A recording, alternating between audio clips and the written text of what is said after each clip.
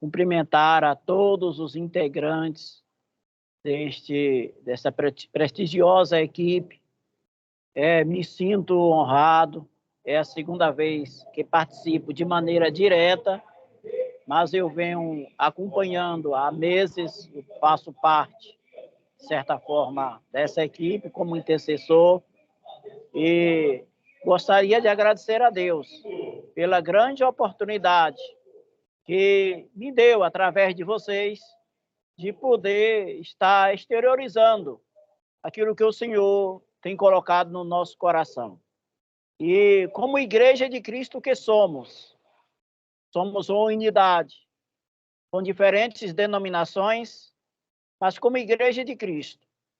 Permitam-me dizer algo, eu creio que será do agrado de todos. Eu costumo dizer que se a placa da igreja fosse tão importante, ficaria do lado de dentro, não ficaria do lado de fora. Então, nós somos a igreja de Cristo, representado na terra através das diferentes denominações.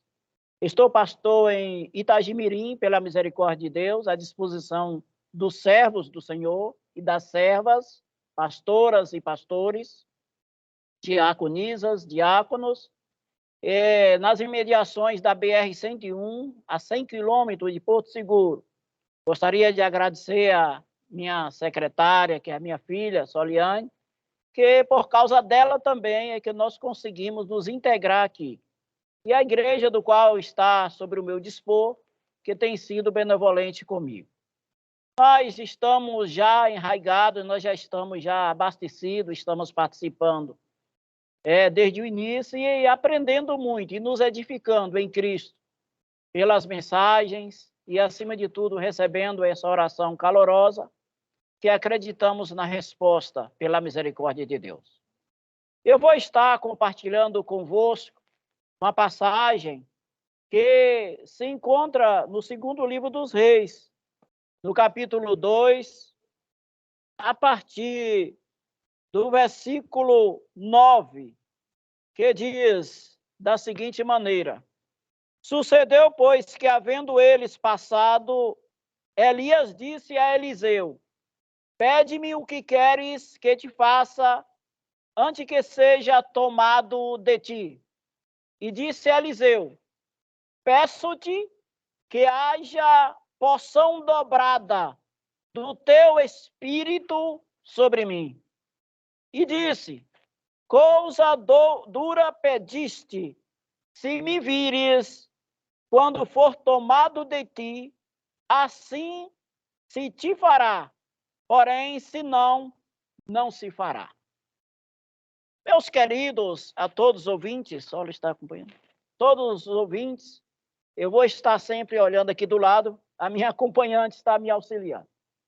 É muito interessante essa palavra, eu acredito até, que seja da parte de Deus para os nossos corações. Estávamos, de certa forma, como pessoas ansiosas por esse dia, por esse momento, embora com a jornada longa pelo fato de havermos sido criados no Evangelho e filhos de pessoas que também trabalham na obra, ou trabalharam, né? Meu pai, saudoso Isauro Rocha, e apesar disso tudo, nós ainda nos estremecemos quando nos sentimos responsáveis para transmitir algo da parte de Deus. Eu acho isso muito bom. Eu acho isso muito interessante. Pois então, meus amados, esse pedido de Eliseu para Elias é muito interessante. Percebam vocês que parece a princípio, eu disse parece a princípio, uma presunção da parte de Eliseu. Porque Elias disse: o que quer que eu te faça? E Eliseu, ele disse: eu quero o dobro daquilo que você tem. Eu quero o dobro do Espírito de Deus, ou do seu Espírito, daquilo que opera em você. Eu quero o dobro em mim. Para quem não entende bem e que apela para a primeira interpretação, pode dizer assim, mas que presunção? O discípulo queria ser melhor do que o mestre. Mas é bom avaliarmos as circunstâncias e depois nós perceberemos que qualquer um de nós, no lugar de Eliseu, faríamos o mesmo. Mesmo porque o apóstolo São Paulo diz que aquele que deseja, no caso do episcopado, né, é um bom desejo. Então, nós não somos proibidos a desejar mais do Senhor, nunca somos proibidos a querer mais. Mas no assunto em particular, Eliseu era um profeta que estaria naquele momento, daqui a alguns momentos, substituindo o grande profeta Elias. É bom entendermos que tanto Elias como Eliseu, que lhe sucedeu, não era somente profetas, embora leve o nome de profeta. Mas a missão do profeta era ouvir a mensagem de Deus e passar para o povo, ou para a nação, para alguém que necessitasse. A missão do profeta é especificamente isso, como outros profetas. Ezequiel, Isaías, o próprio Micaías, que foi contemporâneo de Eliseu, ele chegou a dizer assim, como profeta, o que o Senhor me disser, eu falarei. Mas Elias, a começar por Elias e depois Eliseu, eles eram muito mais do que isso. Quando a gente percebe o ministério, vamos começar por Elias, daquele homem, ele tinha influência no governo. E diga-se de passagem, de 3 nações. Israel, cuja capital era Samaria, o reino do norte, Judá, capital Jerusalém, o reino do sul, e também da Síria, de maneira indireta, mas havia, sim, aquele profeta ou aqueles profetas tiveram influência nessas nações, ao ponto de interferir em guerras, em sugestões, eram consultados para orientações. Então, esses profetas, com todo respeito, sem nenhum desmérito aos demais profetas, mas eles eram destacáveis, a começar por Elias, que às vezes os denominamos como profeta de fogo. Elias, o profeta de fogo. Por 2 vezes ele pediu fogo do céu. E interessante que na primeira vez, o fogo que Elias pediu do céu queimou a água. A Bíblia diz que o fogo desceu e queimou e lambeu a água do rego do altar. Então, é esse profeta que Eliseu estaria substituindo. Elias, o profeta de fogo. Eu quero, neste momento, incluir como base também, como item desta mensagem, é que Elias era um profeta vestido de um poder tremendo. Eu gostaria que os ouvintes gravassem bem o que eu estou dizendo. Vestido de um poder tremendo, um poder sobrenatural. Elias era vestido, ao ponto de operar os muitos prodígios do seu tempo. Mas ele chegou ao limite. Chegou ao limite ao ponto de estarfar. Sem entrar em muitos detalhes, Elias, ele passou por uma depressão tremenda. Veja que no capítulo 19, versículo 3 e versículo 4, no versículo 3 do capítulo 19, Elias, ele fugiu de Jezabel para não morrer.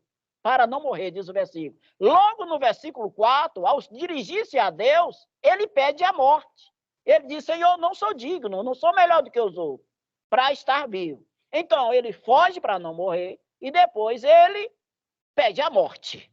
Isso são indícios tremendos. Mas Deus, que é médico por excelência, o Senhor Jeová, ele curou Elias e cura até hoje. Não estou desmerecendo os profissionais. Caso alguém tenha algum problema, deve procurar profissional da área. Mas Deus cura também. E usando os métodos, no caso de Elias, terapêutico. Ele curou Elias. E Elias se rejuvenesceu. Mas, no momento da cura, ele avisou a Elias que ele seria substituído. E eu digo, que é uma opinião própria, que Eliseu foi escolhido a dedo por Deus. Ele disse, você vai ungir Eliseu, no versículo 16 do capítulo 19, ele disse, olha, você vai ungir Eliseu, profeta em teu lugar. Eliseu estava arando terra. Arando. Eliseu era rígido, queimado pelo sol, as mãos calejadas, e ele foi. No versículo 19, do capítulo 19 também, ele achou Eliseu. Jogou a capa, logo convidou para o ministério. E no versículo 21, logo em seguida, diz que Eliseu fez a despedida, matando os bois, e logo seguiu Elias e o servia. Eliseu passou a servir Elias para depois substituí-lo, ou seja, tendo um discipulado com Elias. A partir dali, Elias ainda teve um ministério, não sabemos de quantos anos, quanto tempo, a gente não pode se arriscar, mas Eliseu acompanhou Elias no seu ministério. Há algum tempo, com certeza, Elias passou para Eliseu o que estava por vir. A sua função, a partir dele. Ora, Elias certamente contou as dificuldades, nem só contou, mas Eliseu pôde ver. Foi nesse tempo de aprendizado de Eliseu que Jezabel arquitetou o plano para matar Nabote. Se Eliseu não estava lá, talvez não estivesse naquele momento de apredejamento, mas ele acompanhou, ele soube de primeira mão daquela indivídua que estava arquitetando, ou arquitetou planos para matar Nabote, que havia matado muitos dos profetas do Senhor. E Eliseu tinha aquele problema para resolver. Era um dos, talvez o maior, a questão com Jezabel. Dentre outra situação que estava passando aquelas nações, e principalmente as nações de Israel e de Judá. Difícil situação. Israel sempre passou por situações difíceis, mas talvez essa, no tempo desses profetas, foram situações mais difíceis que a nação passou. E Eliseu presenciou tudo aquilo. Ele viu, ele conviveu com o que estava por vir e para resolver. Como qualquer pessoa lúcida, consciente, mesmo sendo capaz, Deus convidou, Deus escolheu um profeta capaz, um pouco diferente de Elias, não mais nem menos, mas muito capaz para resolver a situação. Deus conta com a nossa capacidade, sim. É necessário que sejamos capazes. E Eliseu era muito capaz. Mas como toda pessoa que serve ao Senhor Jesus e como põe Deus como prior em sua vida, ele percebeu que estava para resolver. A sua capacidade não resolveria. Tinha muita coisa para se resolver. Muita dificuldade para encarar. Muita, muita. E é fácil de avaliar. Ora, Elias, o profeta de fogo, essa é a linguagem nossa.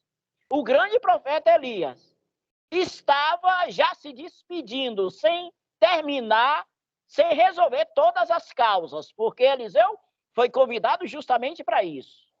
Elias estava desistindo com aquele vestimenta de poder, com a vestimenta de poder. Então Eliseu não queria só a vestimenta. Ele sabia que aquela vestimenta era poderosa, que, consequentemente, Elias, ao ser levado, passaria para ele. Mas e por que Elias não resolveu a situação? Ele não se sentiu superior a Elias. Ele queria algo mais. Ele, na sua concepção lógica, ele entendeu que ele precisava mais do que aquela vestimenta. Eu vou usar a linguagem do Novo Testamento. Inclusive foi lida há pouco. Eliseu queria não só uma vestimenta, ele queria um revestimento, uma vestimenta por cima de outra. Então, ele queria o dobro. Elias já era vestido, mas Eliseu não queria só aquilo. Ele disse, eu quero o dobro do que há em você. Neotestamentária, Eliseu queria dizer assim, estou parafraseando, por favor. Eliseu queria dizer assim, olha, você é vestido de poder, eu quero ser revestido de poder. Eu quero revestimento, porque o que está para acontecer, o que está por vir, tem que ser revestido de poder. E Elias não negou, porque certamente ele entendeu que ele ia precisar. Ele ia precisar. Eu não estou me referindo precisamente aos milagres, aos prodígios que ocorreram. Se a gente enumerar o que ocorreu na época de Elias e depois comparar com o de Eliseu, coincidentemente ou não, mas Eliseu é o dobro. Mas eu não vou levar por esse lado, não vê um caso. Eu estou me referindo à situação que ele estava para enfrentar.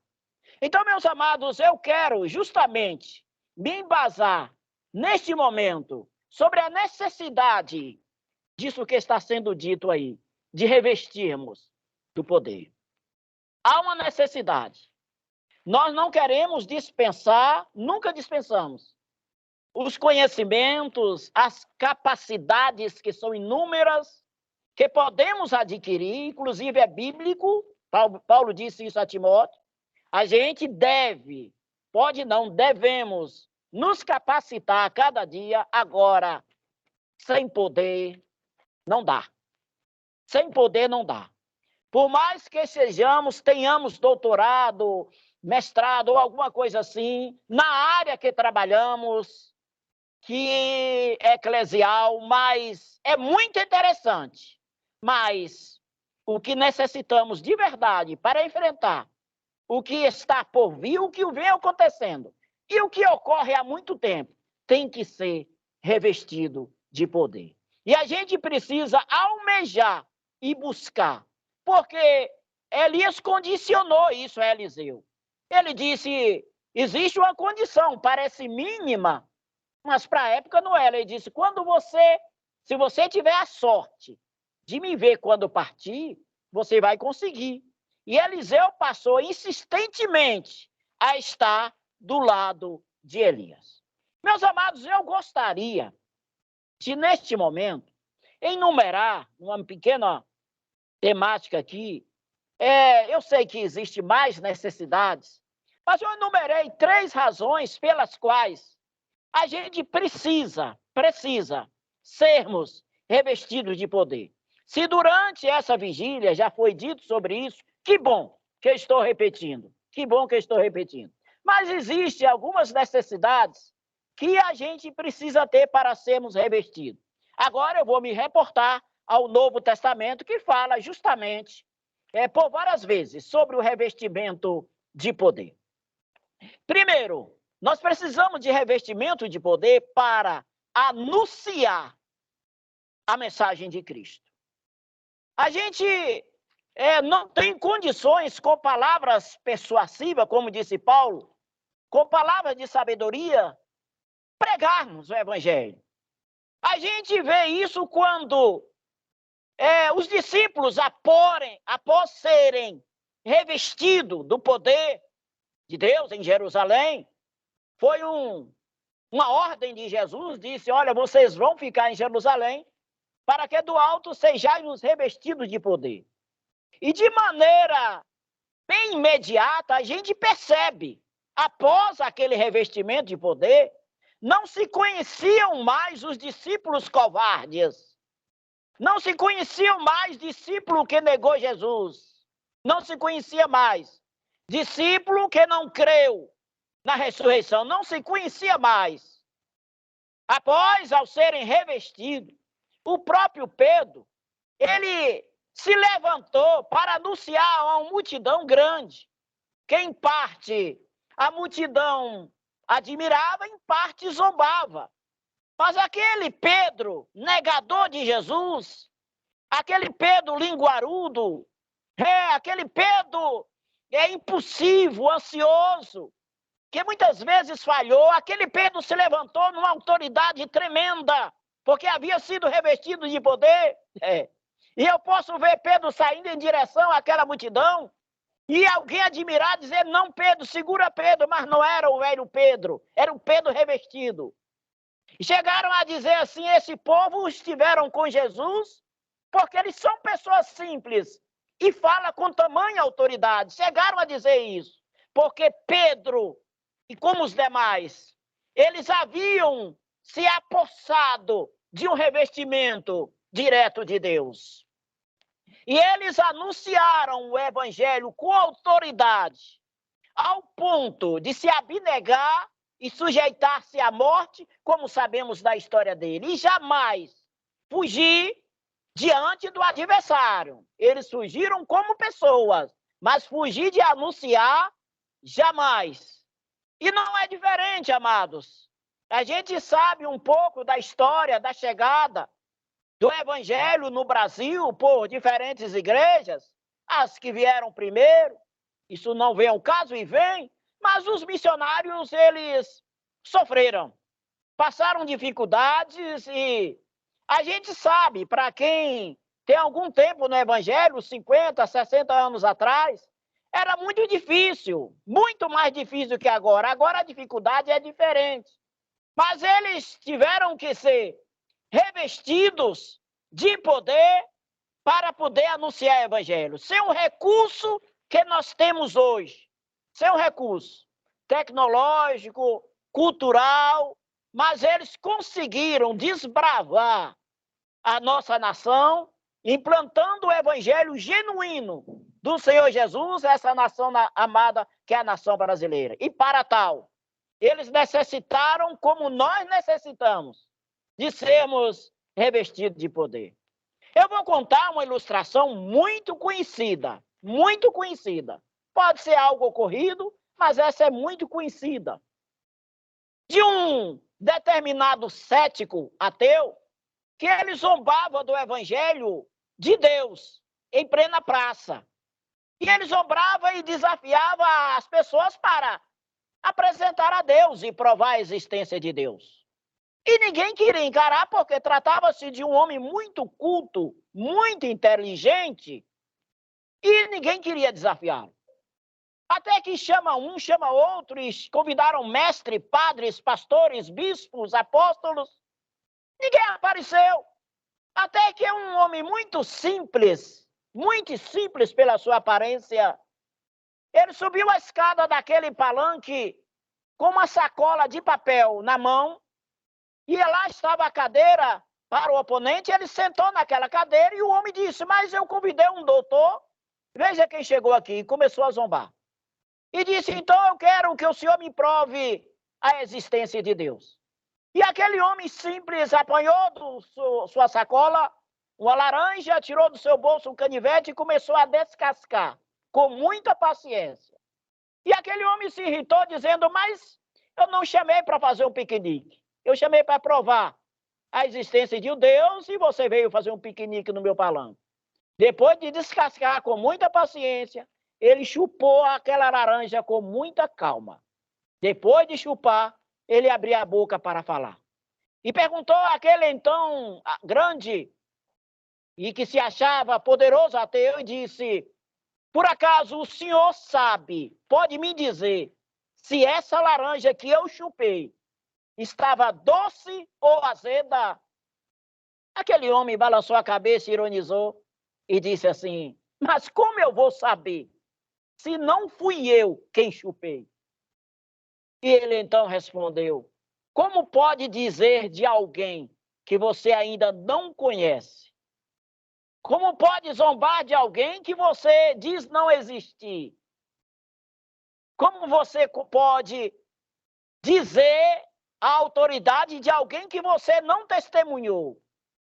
Provai e vede. Você vai passar a conhecer a Deus a partir do momento que você provar de Deus. E Deus não precisa se apresentar para ninguém para provar que ele existe.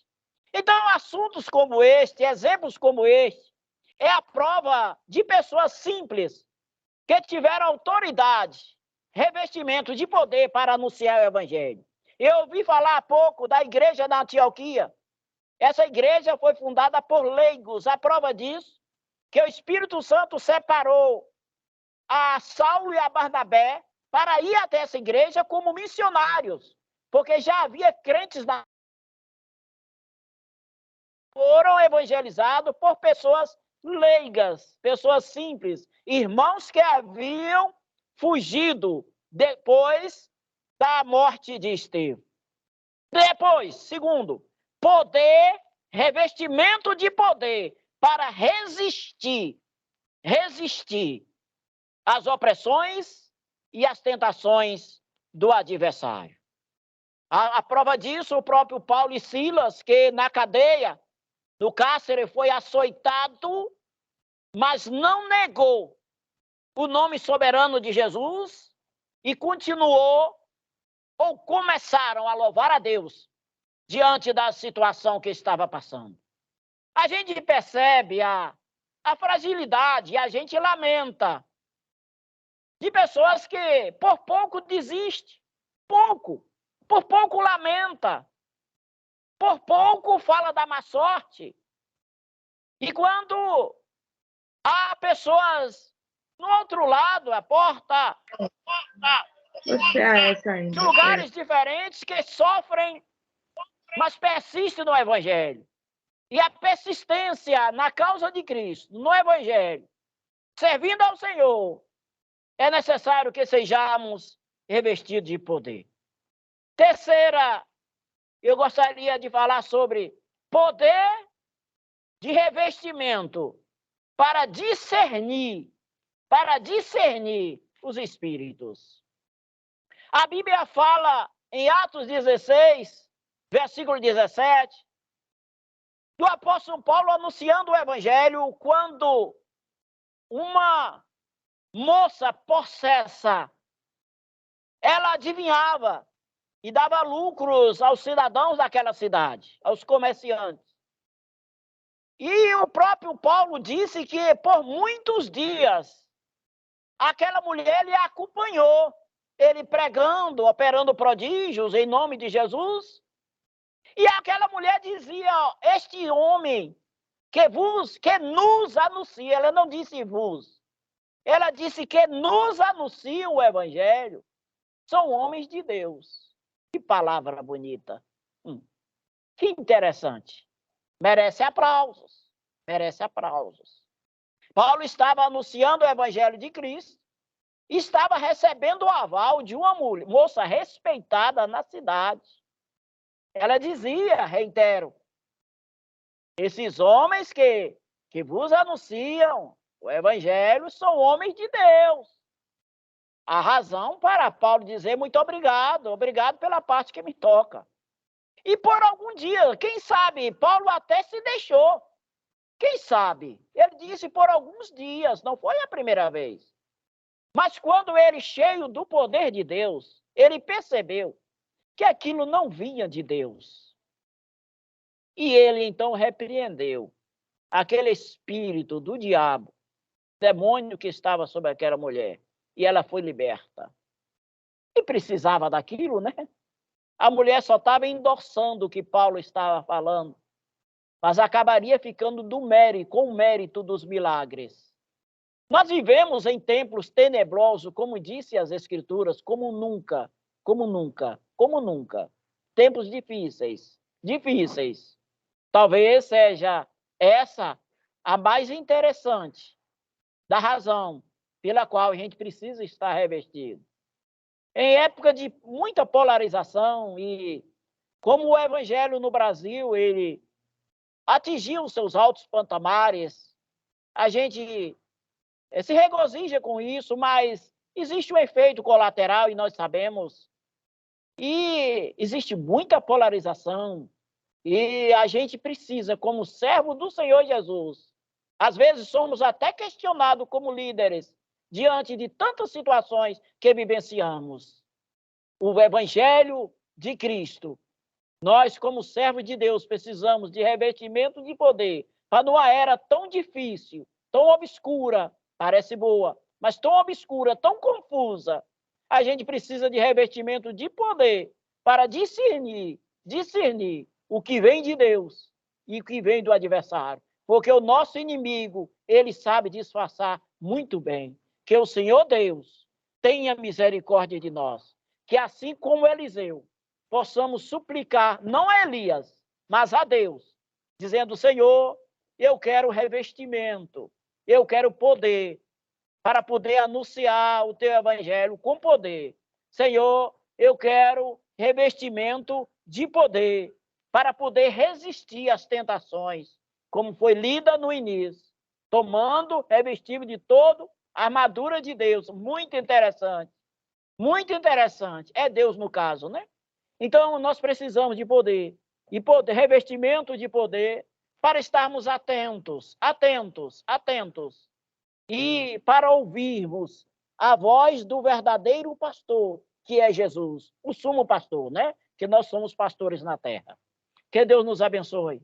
Eu quero, neste momento, reiterar as falas de gratidão a essa prestigiosa equipe. E me sinto de veras feliz por poder estar convosco. E estamos aqui de braços abertos. Se desejarem nos solicitar com antecipação, não é por nada, porque nós temos outras ocupações. Não trata nem tanto de agenda ministerial, mas são ocupações. A gente auxilia na empresa aqui da minha filha e acaba tendo ocupações de um jeito ou do outro. Nós estamos à disposição para servir a obra do Mestre. Que Deus vos abençoe. Fica aqui a minha palavra, a minha participação. E eu agradeço reiteradamente a consideração vossa. Fica aqui a minha gratidão, senhores. Eu não citarei nome de nenhum de vocês, mesmo porque não é tão interessante como a comunhão que eu já sinto por vocês, embora de longe. Mas unido não é pela internet, não. Unidos pelo Espírito mesmo. Deus abençoe. Muito obrigado a todos vocês. Vou estar atento aqui.